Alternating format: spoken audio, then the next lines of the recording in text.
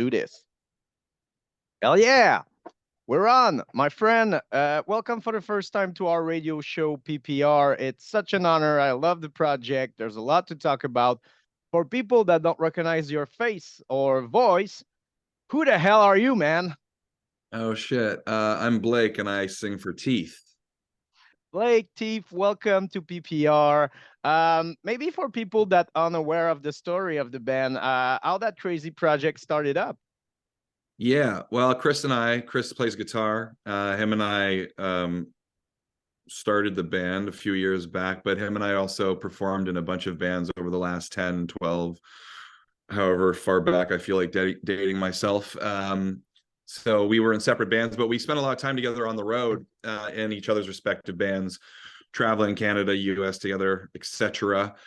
So we've always been friends, and we've always kind of discussed doing something creatively together. And eventually, it just worked out where him and I had some time to throw some ideas back and forth, and there you have Teeth. We ended up forming in 2019, right before the pandemic hit. We released our first single on Devil's Night 2019, which is called Destroyer, and yeah, the rest is history. It's crazy when you think about it. Like for years, you talk about that ID.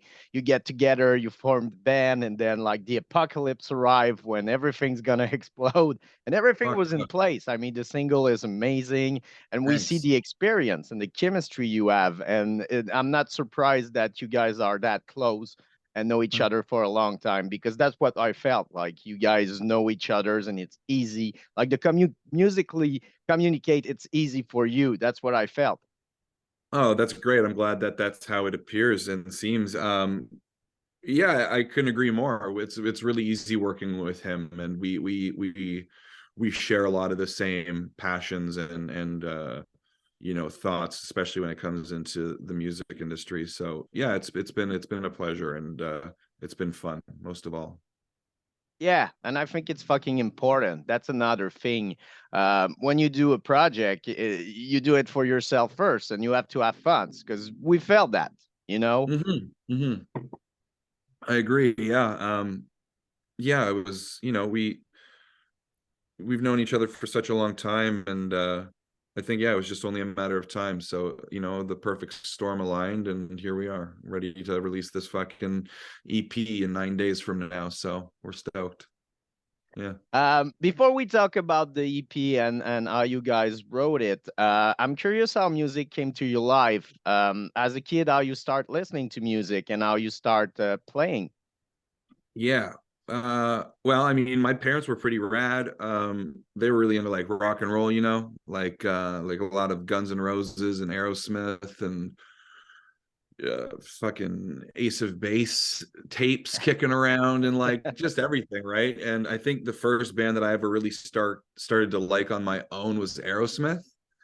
Cool. um yeah, and I always like fucked with Steven Tyler being like that, very flamboyant front man of the band and all of that, and I found him fascinating. So I think, yeah, that just kind of turned me on to music, and then yeah, just it evolved into everything else, years moving forward and how music changes. And one day I'm listening to Aerosmith, next day I'm into Green Day and Weezer, and then a couple of years down the road I'm getting into Slipknot for the first time in 98. My stepdad actually saw Slipknot at a shitty little bar in Buffalo before they were even really known. um and I was like the first kid. I was like in grade 6, and he was a big guy. He wore like a triple XL fucking shirt. So he came home one day with like a triple XL Slipknot shirt and just had like 9 dudes in masks and jumpsuits. Had no fucking idea what it was, but I thought it was cool. And I was always about being like different and unique in school and shit. And I like wore his really large fucking shirt in grade 6 to school, and people were just like, "What is that?" I'm like, "I don't even really know, but it's tight." And yeah, so all that. And then eventually, I think, I grew up and I was pretty active in sports. And, I think there became a point where I hit, 17 and started smoking and discovering girls. And then sports kind of took a back seat, and found some people that like playing music. And I tried my hand in that and was fucking awful for the first little while at it. And then, as the years go by, I found myself doing bands like this. It's cool. It's cool. And I'm so, and I envy you because my parents were listening to really shitty music. Yeah. I mean, I think that's a common story with a lot of parents back in our, upbringings for sure. I mean, my son, I mean, he listens to he's 6 and he's like into Turnstile and Blink right now, and he likes The Weeknd, and he's not really into heavy music, but he likes a couple of Slipknot songs, and he likes Dad's band. So yeah, back in the day though, parents weren't as evolved, not as in the music industry with But the genres and thing is, like, there's no kid grow up starting listening to, I don't know, like Voivod or Amorphous or whatever. Like, you yeah. start with something really more soft for most of us, you know? Yeah, like the Um, Wiggles, or like the Mickey Mouse Club or some shit. Yeah. Or maybe if you have, a brother, my younger brother, I form him really young, but still, you start with something. But that's cool, man. And for Slipknot, it's amazing. I mean, like they really explode with the first record, so I'm sure he saw it just before the release of the records. And I'm sure there Yeah, was something at the show, something in the air, because I met Avenged Sevenfold before they explode, and they were kids, and man, there was something in the air. We knew. yeah, no doubt.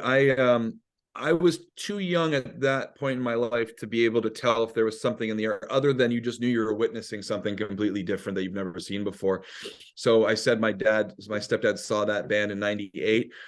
They were supposed to come to Toronto in 99, and because I became so fascinated with them, I had tickets to go, and there wasn't many parents in grade 6 who was willing to let their kid go to a fucking Slipknot concert in Toronto. That show ended up becoming canceled, and they came back in 2000 for their first time in Toronto.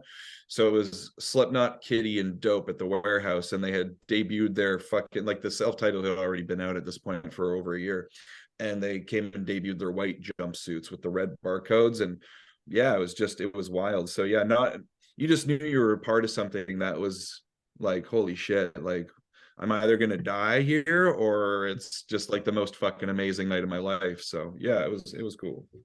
I never get the thing with the purists in metal saying, Slipknot is kind of the Blink 182 of metal, which is totally untrue. If you go see them, when I saw them the first time, man, it was the first time I saw, man, ambulance coming like at the gig and getting a guy out of the slam, and he was bleeding his life. And Yeah, I oh was yeah. I was like, oh my gosh. And it I, happened I at a Slipknot show. And I saw many, many crazy band, and never saw that.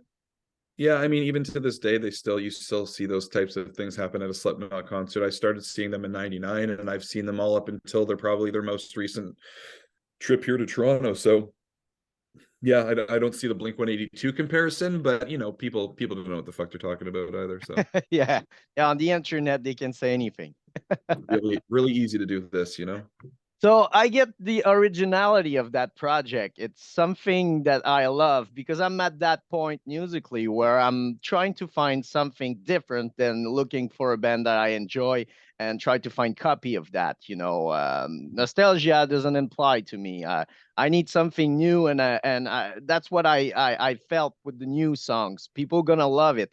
It's different. We felt that you didn't put any borders, or you just it felt really natural. Oh, thank you. Yeah, I mean, I guess that's the goal.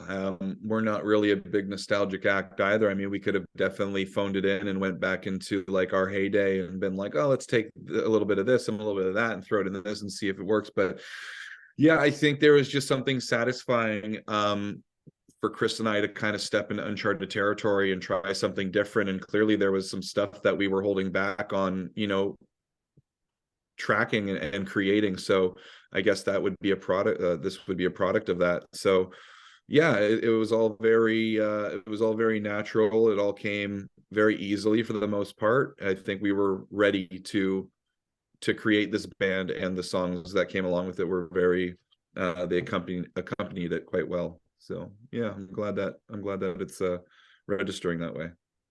Is it more hard for you with time because you have the experience? Is it still a challenge to write new songs, create music, or it's more easy with time? I think you're always, as a writer, lyrically, of course, you're always like learning new ways and new things on how to write. So I don't know if it's ever been easy. I don't know if it's ever been hard. I kind of what happens is I kind of become hyper focused on an emotion, and I just really immediately have to put the pen to the paper or pull out my notes on my iPhone and start typing away and start getting it, and structuring something.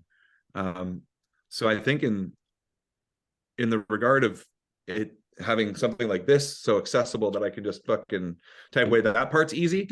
The process itself, it's not, I wouldn't say it's really easy or hard. It's just something that's kind of always been natural to me. I was never really gifted at many instruments. So writing was something I was always fascinated with and enjoyed. And, performing live as a vocalist was something that always became natural, uh, and that I enjoyed as well. It's cool because I mean, like when you write, you're discovering words or the meaning, or there's words that you never thought. You look differently like every words you use, I think, and it's really interesting because the lyrics is fucking important, and I'm always read the lyrics when I can.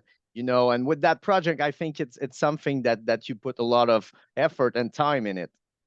Yeah. I mean, yeah, absolutely. They do. I mean, whatever is the original thought process and idea, that doesn't come without it being, analyzed and a little bit restructured and moved around a little bit and maybe switching a word with that word. Because at the end of the day, your initial thought process might transpire on paper. It might come across corny or something if the listener was hearing it. There's certain, we like to throw in, metaphors or things that are thought provoking as well, right? So I think it's all a part of that process.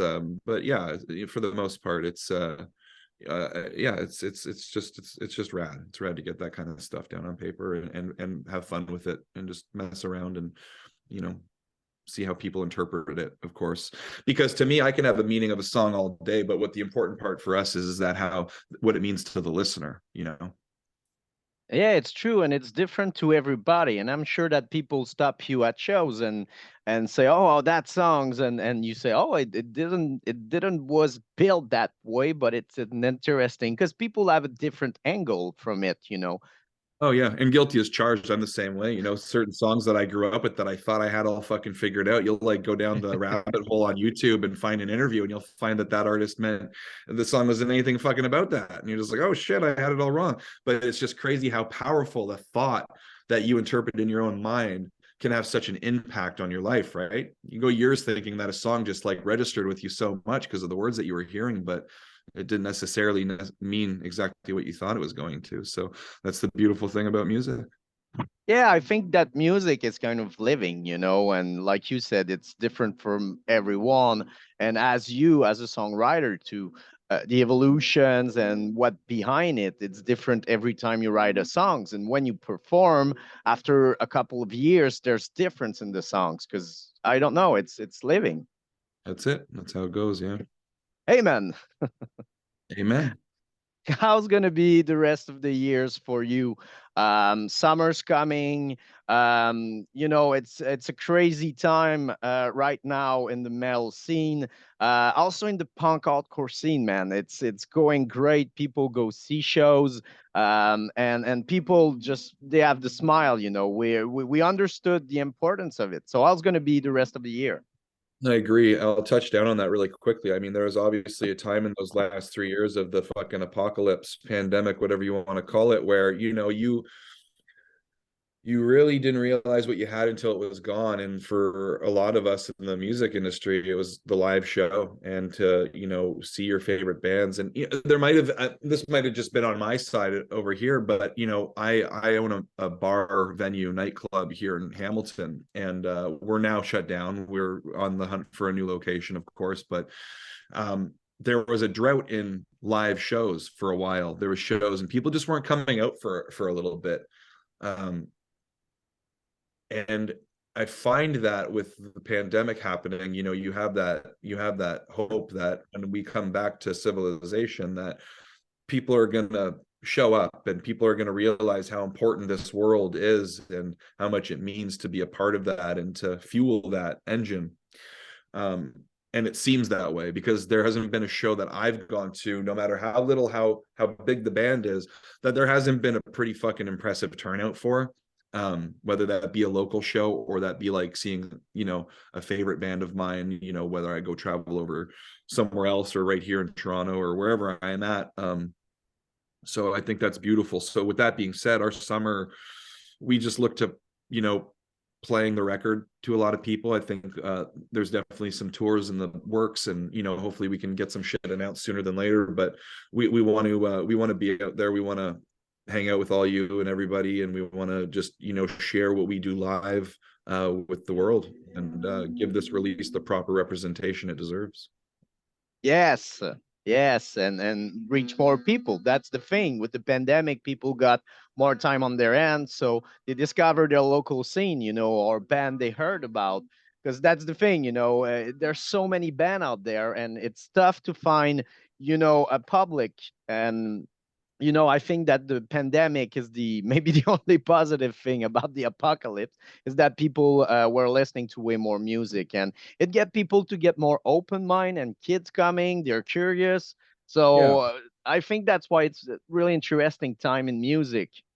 I agree. Yeah, no, there was some good that came out of it for sure. Looking back is fucked though. You're just like, holy shit, that was 3 years of my life. It doesn't feel like it. Feel during the actual process of the whole pandemic, like it felt like it was fucking just slow, just stalling out the whole way. I can't believe looking back, it's almost been what has it been? It's been 3 years, hasn't it? Yes, Yeah. yes. In March, it had been. I think we everything stopped in Quebec on March 13 or yeah, 13 or 14, and yeah, Yeah. it's been 3 years, and it's Wild. crazy how we forget like fast. People forget really quick, Yeah. and like it seems that it never happened when you go everywhere. But it's cool that at the end some local promoters are able to throw local band, and there's people coming, but it's not every venues, it's not everywhere. I know there's another side of it, and there's artists complaining that it's still hard out there, and it will Oh yeah. never be easy because it's different than the 90s. It is. There's no You, money. you need to be out there to perform and to sell your merch and to sell your product now. It's different. You can't just sell records, unfortunately. There's so much more to it than that. You got to kind of think outside the box to kind of survive in this industry right now, but it drives you to work a little bit harder, doesn't it? Yes, that's the thing, and I think that's why music is fucking good right now. Yeah.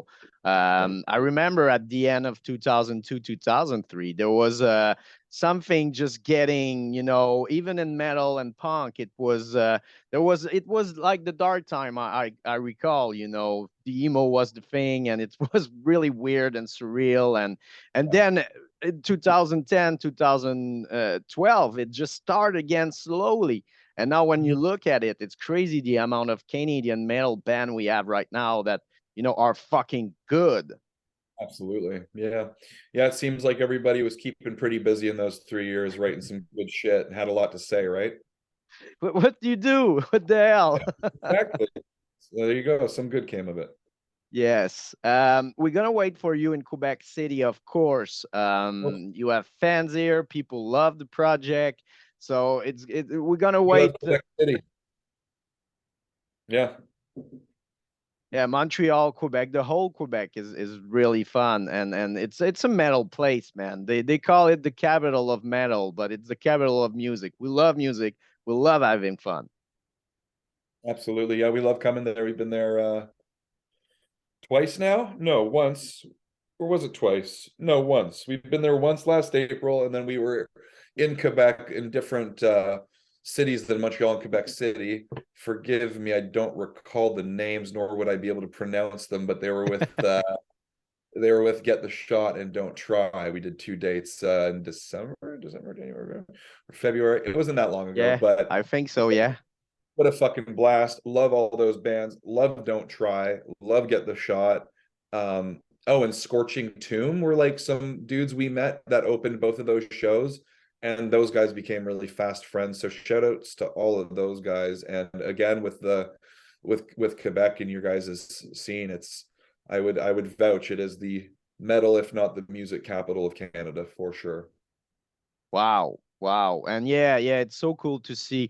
You know, I know Get the Shot since they won, and to see them grow, and they really inspired a lot of people, you know, with Mute to go to Europe more. And a lot of bands figure out that it's way more easy to go to Europe.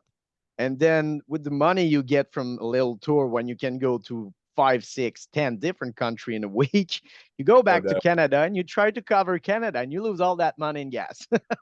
You do. Those drives are relentless. Yeah, some band don't get it. It's like, yeah, man, you have to drive 3 hours from Quebec to Montreal, and if you want to go to Vancouver, good luck from Quebec. It's a long road. Look, even us coming from Hamilton to those two dates with Get the Shot, it was an 8 hour haul. So yeah, fuck, to and from two ways, you know. Made some good money, but I mean that didn't go without the gas taking a nice portion of it. Our fucking van drinks gas like water. So it's you know, you gotta hydrate that motherfucker. Yeah, that's another problem. It's not cars in the 70s where you can Yeah. like feel and do the whole Canada and it's okay, you know. And gas is the furthest thing from affordable right now. Yeah, it's a huge problem too, you know, and that's the thing. When Gotta get a they hybrid fucking 15 passenger van somehow, some way. Yeah, like the government should open like for artists like a gas bill where you pay like just 1/3 of the price. I don't know about Quebec government, but Ontario government certainly wouldn't give a fuck at all to do anything like that for us. But you know, you can always hope. Yeah, it's everywhere. Yeah, no doubt. Man, thank you so much. Seriously, again, I repeat myself. It's such a great project, and people Thank you. go listen to them. The new record's gonna be out when you hear the interview. Go grab it, of course, directly through the band. And what's the best way to help you out? I'm sure there's merch. And by the way, the artwork is crazy. Oh, thank you, man. Yeah. And thank you for having me, of course. And I appreciate all the kind words. We hope that everybody else enjoys the album as much as we enjoyed making it. So yeah, the best way you can help us, just follow us along on our socials, man. I mean, there's always going to be new things popping up. You can pre-order a Biblical Worship of Violence, which is our debut EP on Nuclear Blast Records in the States, or New Damage Records here in Canada. There's a couple different vinyl variants for those who are enthusiasts, such as myself. Spotify, pre-save that shit. Find us. Teeth. There's a couple Teeth out there, but we are the Canadian Teeth, of course. But yeah, go check it out. And yeah, follow us on social media. Fucking Instagram is at Teeth Noise, and find us on Facebook and all that jazz. And yeah, just keep posted for links. Lots of merch and shit available coming soon. Hell yeah, that's the best way now. Like them, destroy Yeah. the fucking algorithm that makes you see like more stupid thing than music thing. Yeah. I don't need to. Yeah, just I'm tired of seeing Kim Kardashian's ass, even though it's lovely. But you know, I want them to find my band as well. Yeah, and people, of course, if you don't have a music budget, go listen to the songs, challenge yourself, learn the lyrics, and go sing them loud. Come scream in my face, please. Yeah, but don't spit out. It's really annoying. Yeah. No, I'm fine with it. Thank you, brothers, and have fun with the release. And congratulations again with the Nuclear Blast deal too. It's crazy. You deserve it. It's so cool to Thank have Canadian bands sign on those huge label that we love and that really center of the development of the artist, which is a fucking important thing because there's so much label out there that don't really care. They're there for the money, even if there's not money anymore. Nuclear Blasts are there for the artists, and it's so cool, and people are so overwhelmed, and you deserve it. Thank you so much. That means the world. Appreciate you. Thanks for having Thank me. you, brothers. See Okay. you in Quebec. Talk to you soon. Cheers. Goodbye. Bye. Prescription is what you need. No more inhibition. Set yourself free. Just let go. That's my only plea. A punk prescription is what you need.